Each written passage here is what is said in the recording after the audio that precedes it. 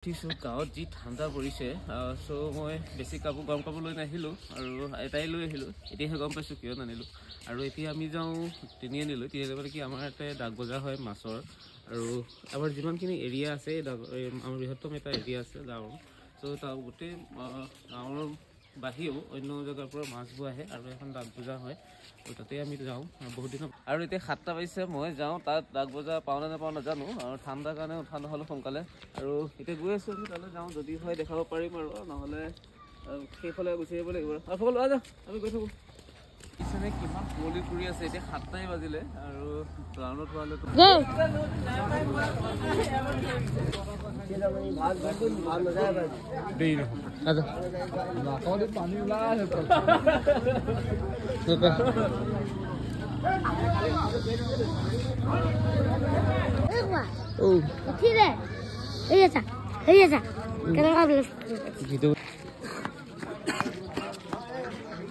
মই অহা দেৰি হৈ গ'ল 7টা বজাত প্ৰায় শেষ হৈ যায় আৰু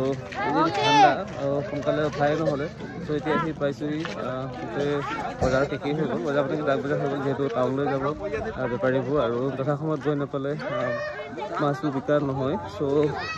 দেৰি হৈ যায়গৈ সেইবাবে এতিয়া বজাৰ শেষ হৈ গ'ল আৰু এতিয়া গুচি গ'ল যদি সম্ভৱ হয় মই কাইলৈ দেখাব পাৰোঁ সদায় হয় ৰাতিপুৱা 6টা বজাতেই হয় ত' আজিলৈ শেষ হৈ গ'ল আৰু কাইলৈ দেখাব বুলি ভাবিছোঁ বাই বাই